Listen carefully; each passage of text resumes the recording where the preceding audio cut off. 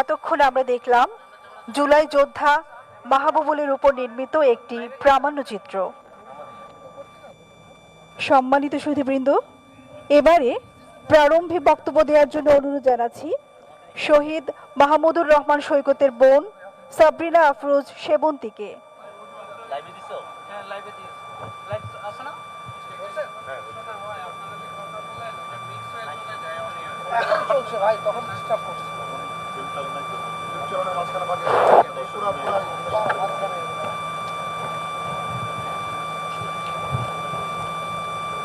প্রিয় দেশবাসী, আসসালামু আলাইকুম।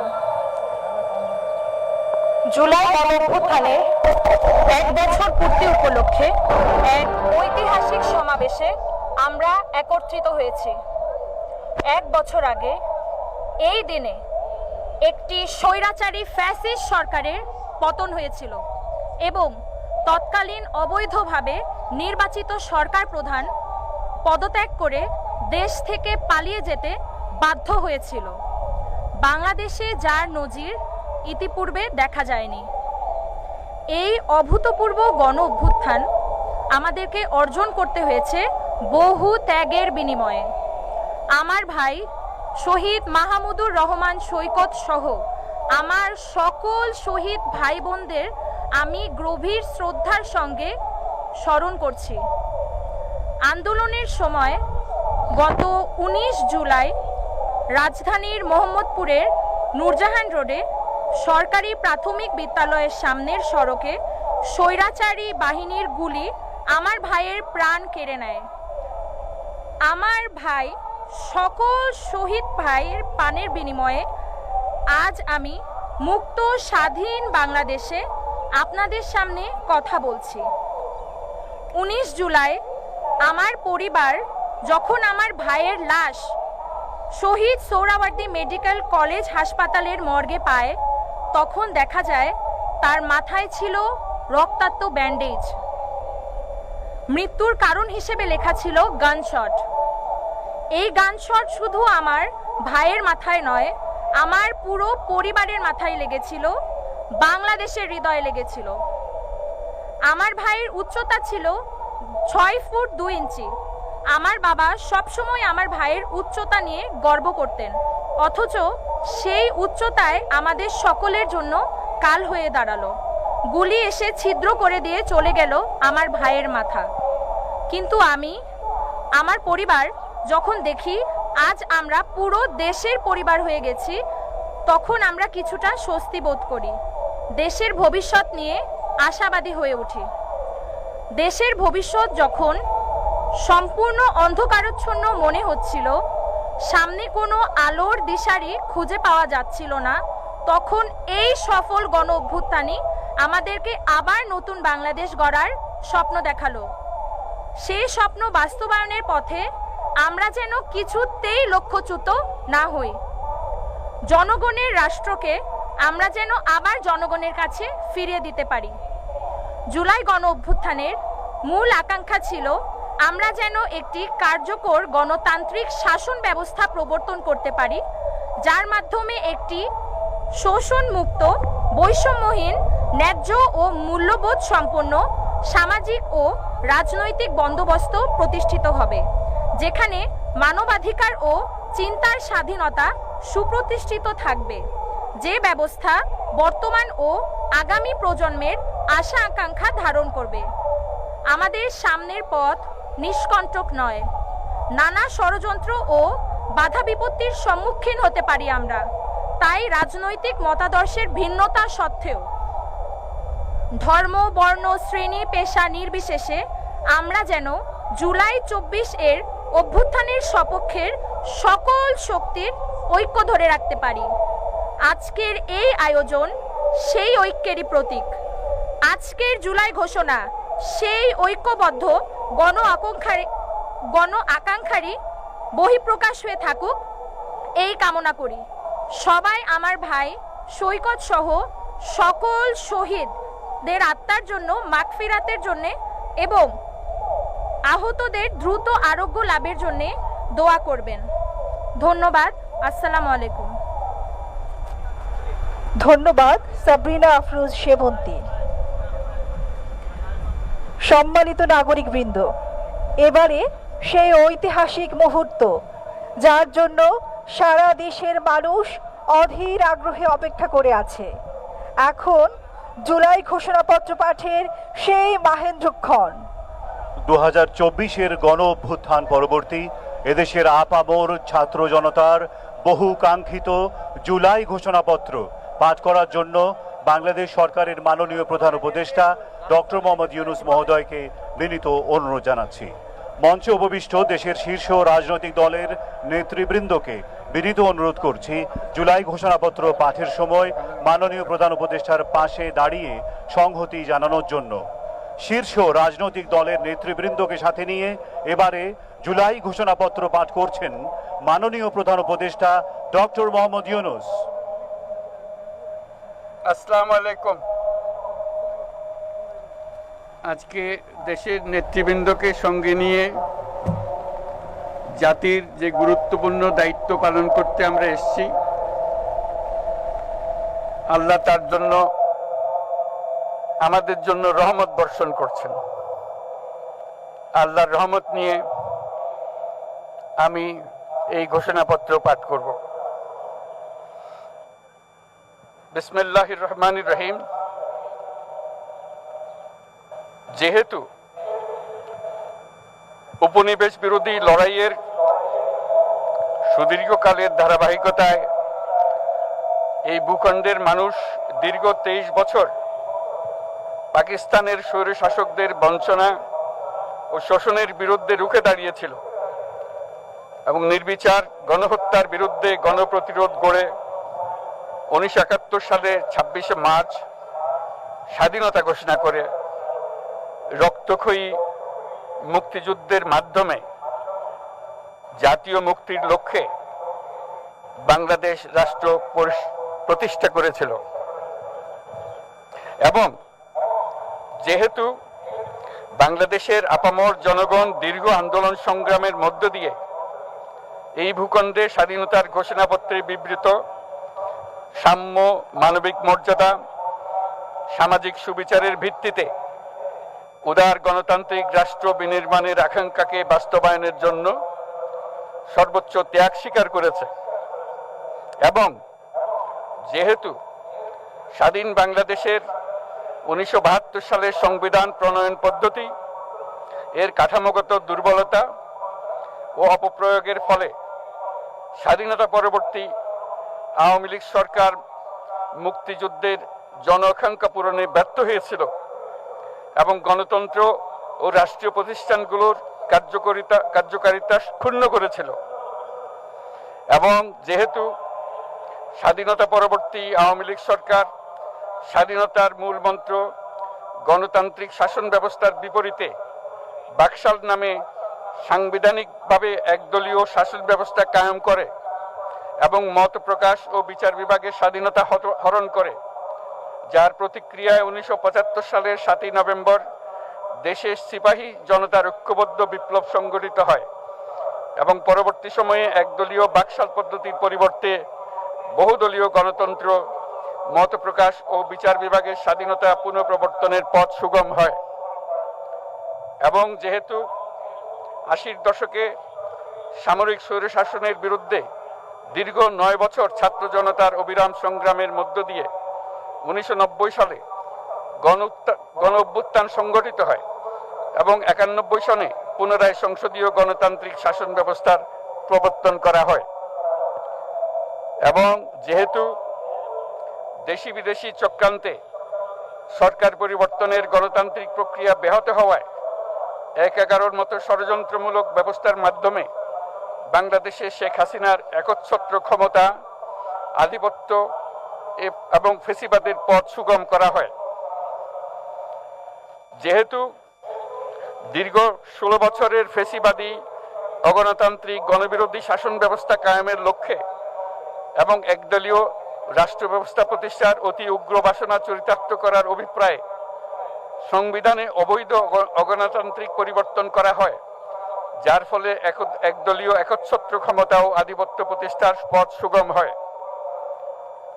এবং যেহেতু শেখ হাসিনার আওয়ামী লীগ সরকারের দুঃশাসন, গুম খুন, আইন বহির্ভূত হত্যাকাণ্ড, মত প্রকাশের স্বাধীনতা হরণ এবং একদলীয় স্বার্থে সংবিধান সংশোধন ও পরিবর্তন বাংলাদেশের সকল রাষ্ট্রীয় সাংবিধানিক প্রতিষ্ঠানসমূহকে ধ্বংস করে। এবং যেহেতু হাসিনা সরকারের আমলে তারই নেতৃত্বে একটি চরম গণবিরোধী, একতান্ত্রিক ও মানবাধিকার হরণকারী শক্তি বাংলাদেশকে একটি ফ্যাসিবাদী, মাফিয়া এবং ব্যর্থ রাষ্ট্রের রূপ দিয়ে আন্তর্জাতিকভাবে বাংলাদেশের ভাবমূর্তি ক্ষুণ্ণ করে, এবং যেহেতু তথাকথিত উন্নয়নের নামে শেখ হাসিনার ফ্যাসিবাদী নেতৃত্বে সীমাহীন দুর্নীতি, ব্যাংক লুট, অর্থ পাচার ও অর্থনৈতিক প্রতিষ্ঠানগুলিকে ধ্বংসের মধ্যে দিয়ে বিগত পতিত দুর্নীতিবাজ আওয়ামী লীগ সরকার বাংলাদেশ ও এর অমিত অর্থনৈতিক সম্ভাবনাকে বিপর্যস্ত করে তোলে এবং পরিবেশ, প্রাণ বৈচিত্র্য ও জলবায়ুকে বিপন্ন করে। এবং যেহেতু শেখ হাসিনার ফ্যাসিস্ট সরকারের বিরুদ্ধে রাজনৈতিক দল, ছাত্র শ্রমিক সংগঠন সহ সমাজের সর্বস্তরের জনগণ গত প্রায় 16 বছর যাবৎ নিরন্তর গণতান্ত্রিক সংগ্রাম করে জেল জুলুম, হামলা মামলা, গুম খুন ও বিচার বহির্ভূত হত্যাকাণ্ডের শিকার হয়, এবং যেহেতু বাংলাদেশে বিদেশি রাষ্ট্রের অন্যায় প্রভুত্ব, শোষণ ও খবরদারিত্বের বিরুদ্ধে এদেশের মানুষের ন্যায়সঙ্গত আন্দোলনকে বহিঃশক্তির তাবেদার আওয়ামী লীগ সরকার নিষ্ঠুর শক্তি প্রয়োগের মাধ্যমে দমন করে, এবং যেহেতু অবৈধভাবে ক্ষমতা অব্যাহত রাখতে আওয়ামী লীগ সরকার 3টি প্রহসনের নির্বাচনে এর জাতীয় সংসদ নির্বাচন এদেশের মানুষকে ভোটাধিকার ও প্রতিনিধিত্ব থেকে বঞ্চিত করে,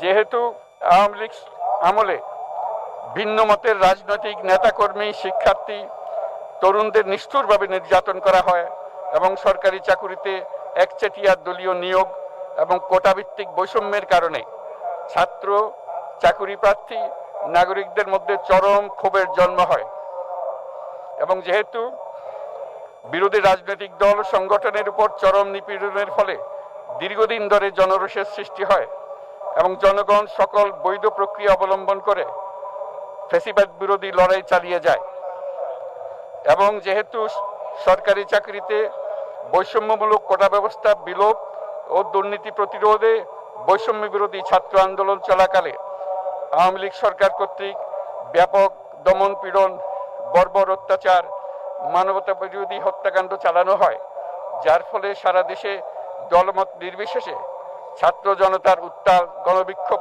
গণ অভ্যুত্থানের রূপ নেয়, এবং যেহেতু ফ্যাসিস্ট শক্তির বিরুদ্ধে অদম্য ছাত্র জনতার অভ্যুত্থানে রাজনৈতিক দল, ধর্মীয়, সামাজিক, সাংস্কৃতিক, পেশাজীবী, নারী ও শ্রমিক সংগঠন সমূহ সমাজের সকল স্তরের মানুষ যোগদান করে এবং আওয়ামী ফ্যাসিবাদী বাহিনী রাজপথে নারী, শিশু সহ প্রায় 1000 মানুষকে নির্বিচারে হত্যা করে, অগণিত মানুষ পঙ্গুত্ব, অন্ধত্ব বরণ করে। আন্দোলনের চূড়ান্ত পর্যায়ে সামরিক বাহিনীর সদস্যগণ জনগণের গণতান্ত্রিক লড়াইকে সমর্থন প্রদান করে, এবং যেহেতু অবৈধ শেখ হাসিনা সরকার পতন, ফ্যাসিবাদী ব্যবস্থার বিলোপ এবং নতুন রাজনৈতিক বন্দোবস্তের লক্ষ্যে বৈষম্য বিরোধী ছাত্র আন্দোলনের ডাকে জনগণ অসহযোগ আন্দোলন শুরু করে, পরবর্তী সময়ে 5ই আগস্ট ঢাকা অভিমুখে লং মার্চ পরিচালনা করে এবং ফ্যাসিবাদ বিরোধী আন্দোলনরত সকল রাজনৈতিক দল, ছাত্র জনতা তথা সর্বস্তরের সকল শ্রেণীর পেশার আপামর জনসাধারণ তীব্র আন্দোলনের চূড়ান্ত পর্যায়ে গণভবনমুখী জনতার উত্তাল যাত্রার মুখে ফ্যাসিস্ট হাসিনা 5ই আগস্ট 2024 তারিখে পদত্যাগ করে দেশ ছেড়ে পালিয়ে যেতে বাধ্য হয়, এবং যেহেতু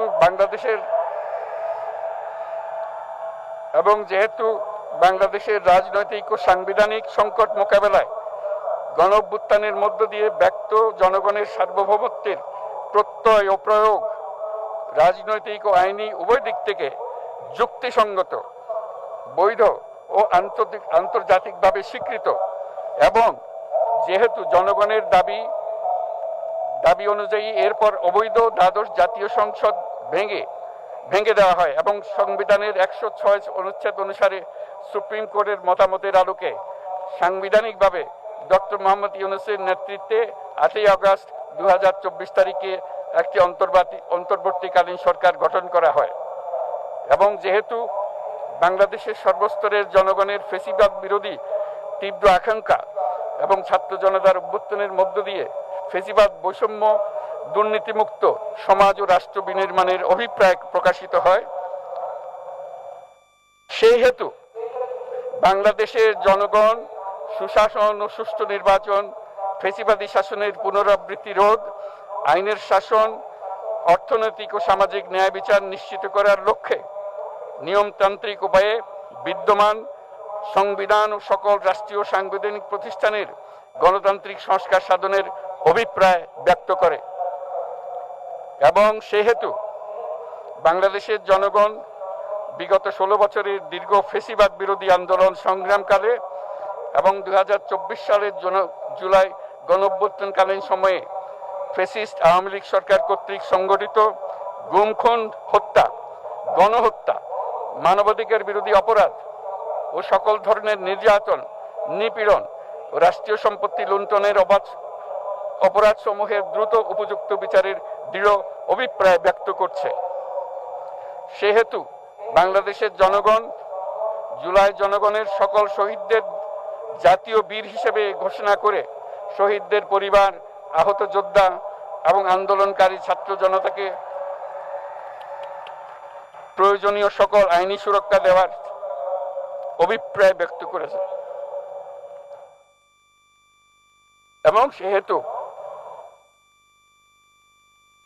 বাংলাদেশের জনগণ যুক্তিসঙ্গত সময়ে আয়োজিতব্য অবাধ ও সুষ্ঠু ও নিরপেক্ষ একটি নির্বাচনের মাধ্যমে গঠিত জাতীয় সংসদে প্রতিশ্রুত প্রয়োজনীয় সাংবিধানিক সংস্কারের মাধ্যমে দেশের মানুষের প্রত্যাশা, বিশেষত তরুণ প্রজন্মের আকাঙ্ক্ষা অনুযায়ী আইনের শাসন ও মানবাধিকার, দুর্নীতি, শোষণমুক্ত, বৈষম্যহীন ও মূল্যবোধ সম্পন্ন সমাজ এবং গণতান্ত্রিক রাষ্ট্র ব্যবস্থা প্রতিষ্ঠার অভিপ্রায় ব্যক্ত করেছে। এবং সেহেতু বাংলাদেশের জনগণ এই প্রত্যাশা ব্যক্ত করছে যে একটি পরিবেশ ও জলবায়ু সহিষ্ণু, অন্তর্ভুক্তিমূলক, টেকসই উন্নয়ন কৌশলের মাধ্যমে বর্তমান ও ভবিষ্যৎ প্রজন্মের অধিকার সংরক্ষিত হবে। এবং সেহেতু বাংলাদেশের জনগণ এই অভিপ্রায় ব্যক্ত করছে যে ছাত্র গণঅভ্যুত্থানের 2024-এর উপযুক্ত রাষ্ট্রীয় সাংবিধানিক স্বীকৃতি প্রদান করা হবে এবং পরবর্তী নির্বাচনে নির্বাচিত সরকারের সংস্কারকৃত সংবিধানের তফসিলে এই ঘোষণাপত্র সন্নিবেশিত করা হবে। এবং 5ই আগস্ট 2024 সালে গণঅভ্যুত্থানে বিজয়ী বাংলাদেশের জনগণের আকাঙ্ক্ষার প্রতিফলন হিসেবে এই ঘোষণা প্রণয়ন করা হলো। জাতির সার্বিক মঙ্গল কামনা করে আমি জুলাই ঘোষণাপত্র আপনাদের সবার সামনে উত্থাপন করলাম। আল্লাহ সকলের জন্য মঙ্গল দান করুন, জাতির জন্য মঙ্গল নিয়ে আসুক। সবাইকে ধন্যবাদ। আল্লাহ হাফেজ।